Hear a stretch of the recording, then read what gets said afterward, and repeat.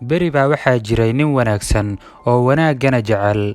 Ninkani wuxuu ahaa nin hantiile ah, waxaana uu hantidiisa ku bixin jiray dariiqa Alle.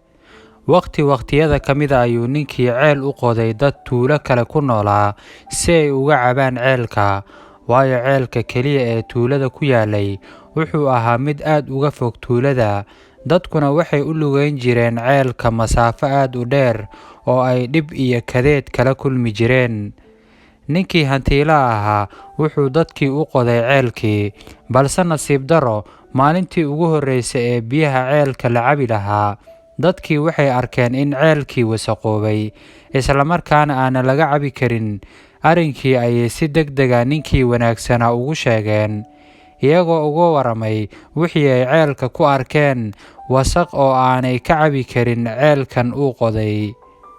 Ninkii ayaa dadkii ku yidhi, lacagtan qaada oo ceelka wasakhda kaga nadiifiya, kadibna ka caba, xoolahana ka waraabsada, beerahana ka biyaysta. Sidii ayay sameeyeen dadkii tuulada, balse haddana maalintii dambe ayay dadkii arkeen ceelkii oo wasakhoobay oo uu mar kale qof wasakh ka buuxiyey xale.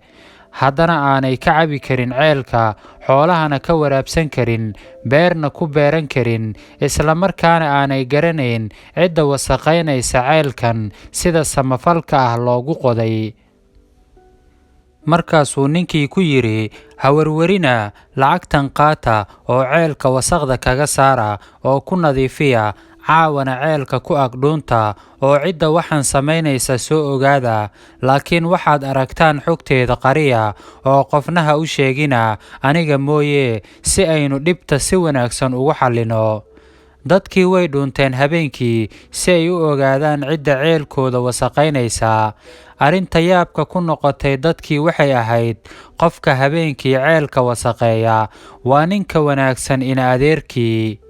Markaasay dadkii u tageen ninkii wanaagsanaa, waxayna u sheegeen in qofka ceelka wasakheeya habeenkii uu yahay adeerkii. Ninkii isaga oo yaaban ayuu yidhi, ceebay tacaal, ma adeerkay baa cidda ceelka wasakhaysa?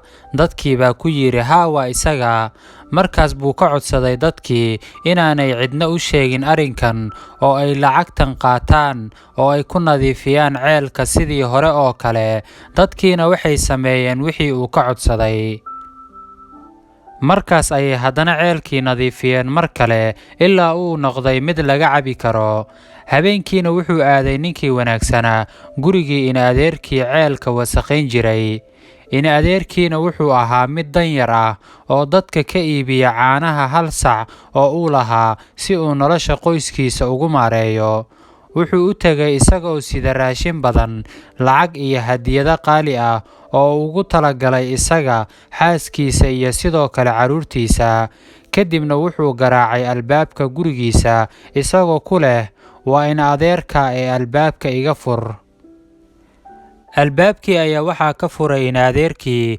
Ninkii wanaagsanaa ayaa salaan kadib ku yidhi, iga raalli noqo, xaqaagii waan ku fashilmay oo muddo dheer kuma soo booqan, wax xoolo ahna kuma aanan siin, ee i cafi fadlan, hadiyadahanna iga guddoon. Intaas kadib wuxuu bilaabay inuu uga sheekeeyo ciyaalnimadoodii iyo markii ay wada ciyaari jireen, isagoo aan marna ku soo hadal qaadin inuu isagu ceelka wasakheeyo. Taas beddelkeeda wuu karaameeyey oo wuxuu siiyey boorsooyin lacag ah iyo hadiyado qaali ah. Kadibna wuu ka tegay inta uu si fiican u macsalaameeyey, isagoo u ballanqaaday in wixii hadda ka dambeeya uu qaladkiisa sixi doono.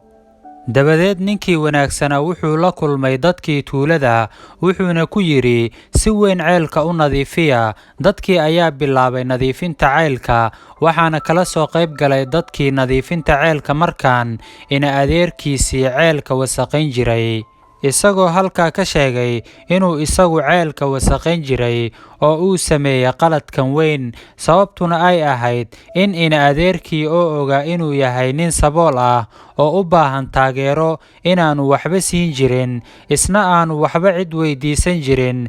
Taas beddelkeeda uu adeerkii ceelalka qodaya meelo kale, isagana aanu lurka gaajada ka rogi jirin marna. laakiin markuu wanaagga sameeyey ee uu u tegay gurigiisa ee uu u sheegay in uu jecel yahay, qaladkana ka galay wixii uu u baahnaana siiyey, isna uu nacaybkii iyo xumaantii naftiisa ka saaray oo uu wanaag ku beddelay, qaladkiisiina uu qirtay markii uu in-adeerkii qaladkiisa qirtay.